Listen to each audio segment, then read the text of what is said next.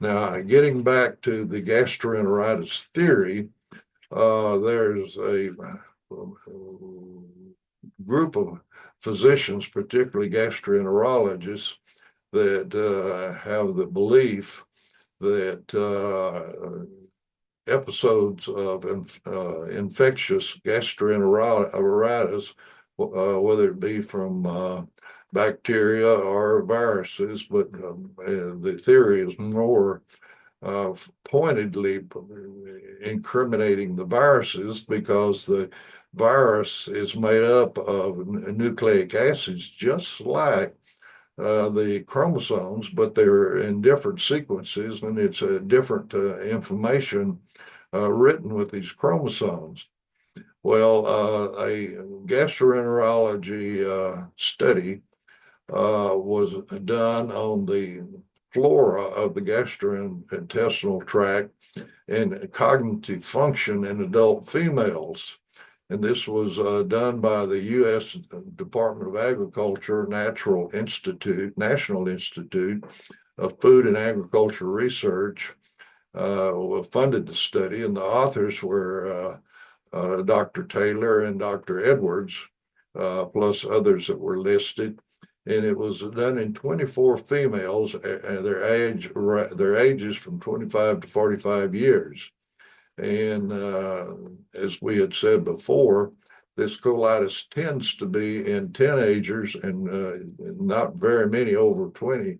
But for some reason, females have this chronic response of inflammatory bowel disease, a higher incidence in males, and this is thought possibly due to the monthly rise and drops of their hormones, which are constantly changing, and that there are periods of vulnerability during this up and down of the hormones with the normal cycle of childbearing females.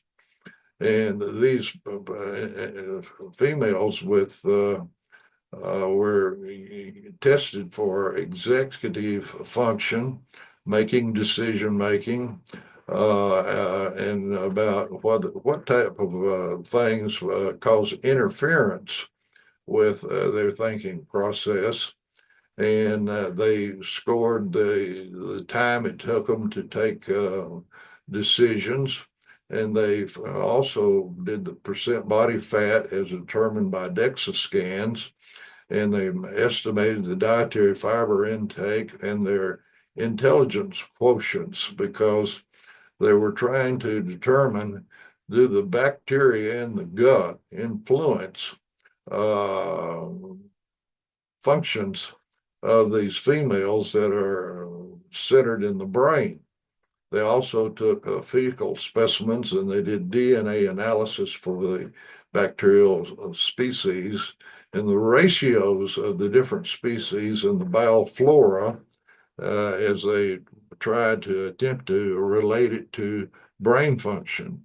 And at this point, it might be worthwhile to point out that in all the organs and the cells in the body, they release molecules that influence other cells. It's frequently in books say that cells talk to each other. That's a poor etymology use because there's no sound. That implies audio. This is little molecules that are very much like hormones, or small molecules that are called cytokines. Cyto for cell, kines from kinetic energy, meaning cell activators. And the GI tract produces a multitude of these type of molecules that influence the function of other organs. And this is what they're trying to determine. Does the gastrointestinal bacterial population influence decision making and the easily interference with their thinking progress and their rate of time of response, and other things like metabolism, about the amount of fat in the body, is determined by DEXA scans because the GI tract communicates with the obesity cells across the body in different areas. And they tried to relate this to fiber intake and to the IQ of these patients. Well, the results, they found out that this bacteroides ratio to firmicutes, I'll have to spell it, FIRMICUTES, two different strains of bacteria of the gut were not related to the percent body fat or the dietary fiber intake. That this relationship ratio of these two different bacteria strains were associated with the things that can cause interference with mentation and cognition and slowing of responses and ability to cope with the activity of the human in everyday life. And the bacterial relationship was inversely related to the accuracy of their decisions and the reaction time was negatively correlated with the bacterial population.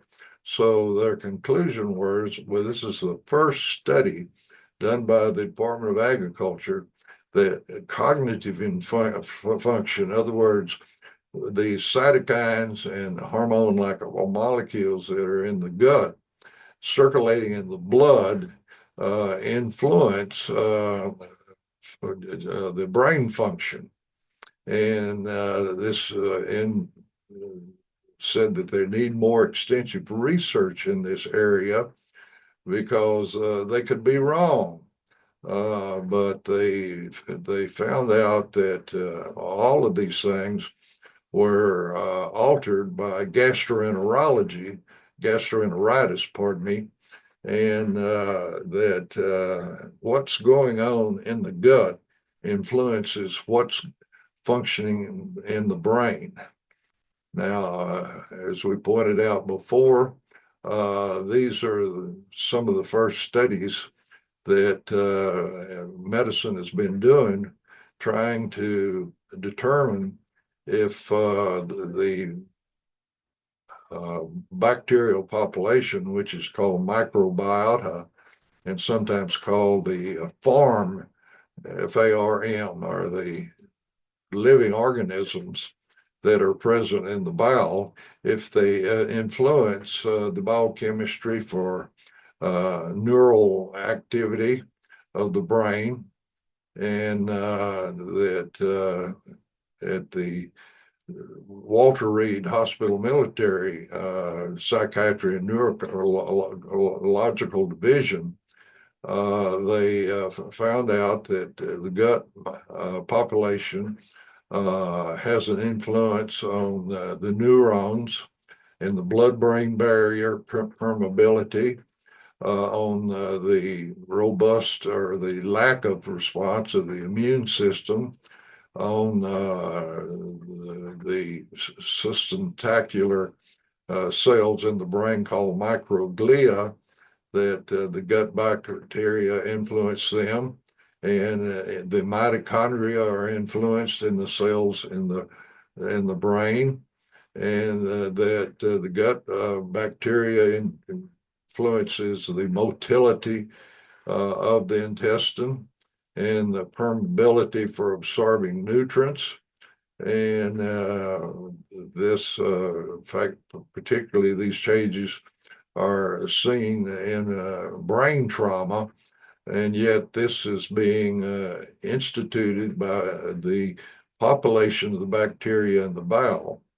And the term they brought up was dysbiosis, meaning the biology of the bowel is altered, and that depending on the strains, you can get in animals the changes that you would only see in strokes and spinal cord injury.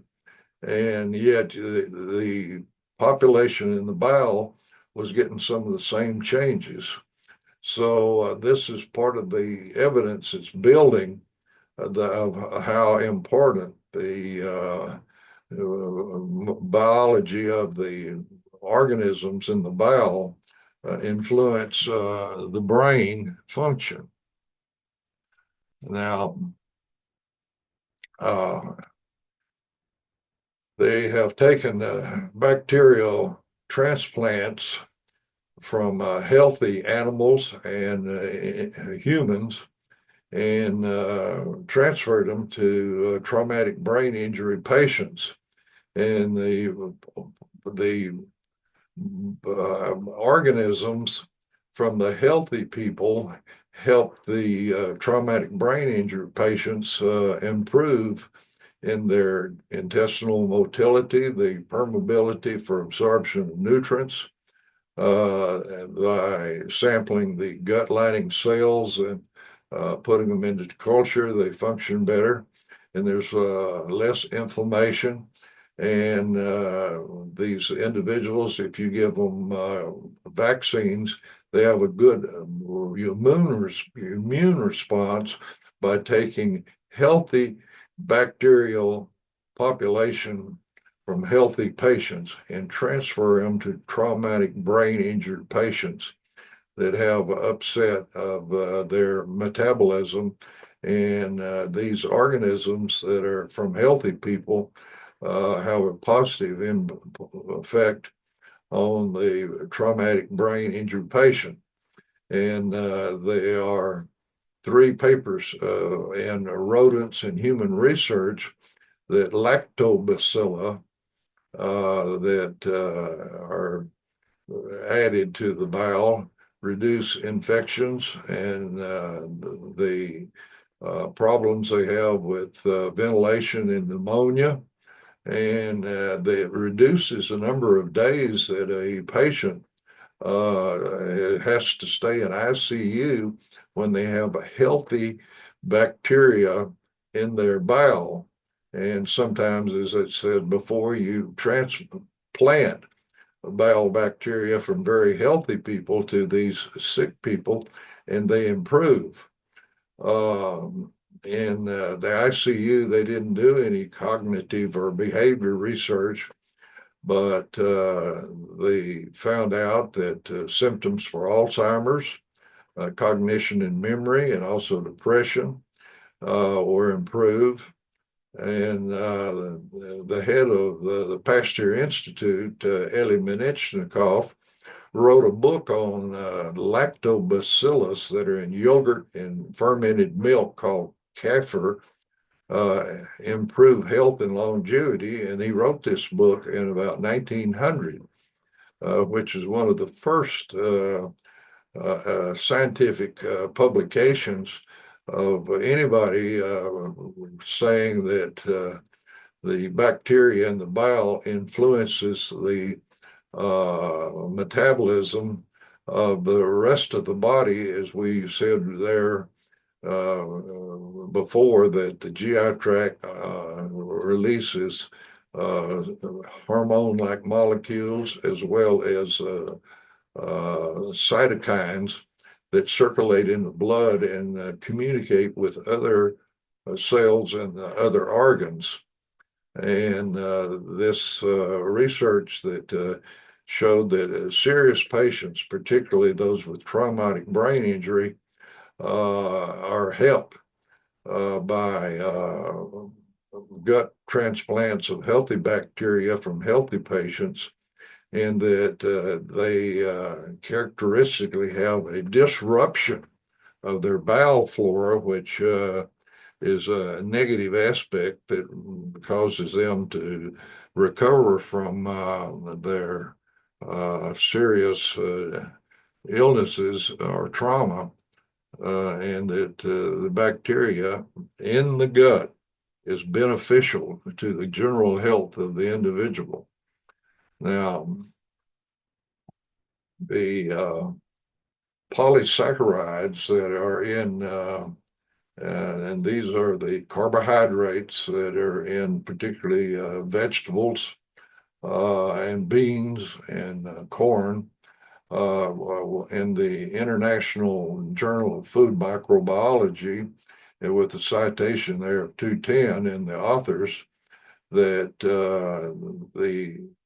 this paper supports the fact that if you have these polysaccharides in the diet, that this is beneficial to the population of the bacteria in the gut, and that these friendly bacteria in the gut, one of the terms they call are bifidobacteria, they're beneficial, and whatever you eat, they process and are help support a more healthy metabolism in the body.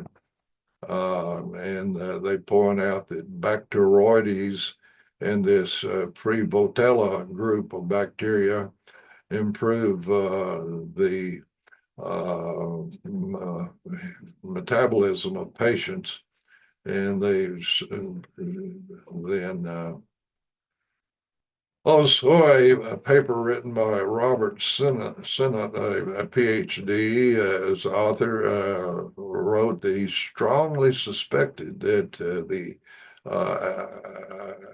polysaccharide Acemannan is one of the commercially available polysaccharides that contribute to improved bacterial flora in the gut.